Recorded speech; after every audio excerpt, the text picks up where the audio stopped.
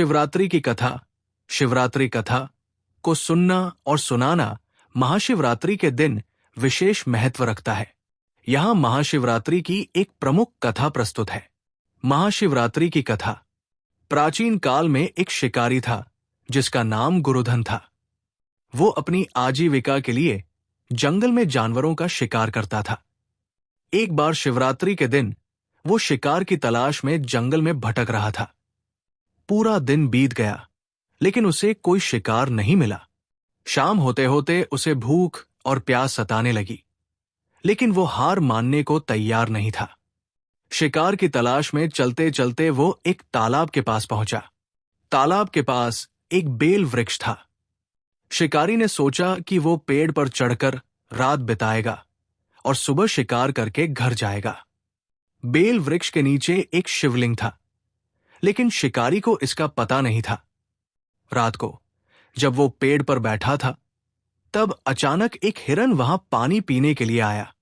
शिकारी ने अपनी धनुष पर तीर चढ़ाकर हिरन का शिकार करने की कोशिश की।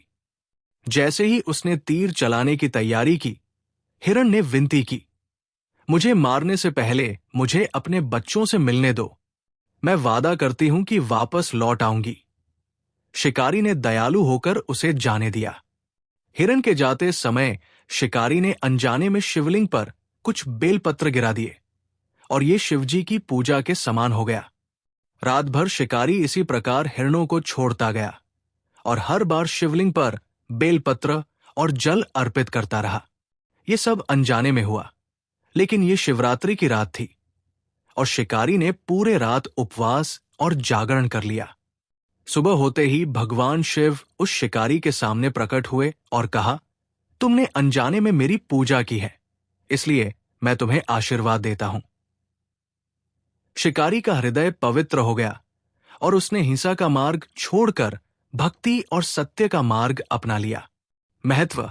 ये कथा हमें सिखाती है कि यदि हम सच्चे मन और श्रद्धा से भगवान शिव की आराधना करें, तो वे हमारे सभी पापों को क्षमा कर हमें मोक्ष प्रदान करते हैं। शिवरात्रि पर और पूजा का विशेष महत्व है। क्या आपको इसके साथ अन्य कथाएं या जानकारी चाहिए?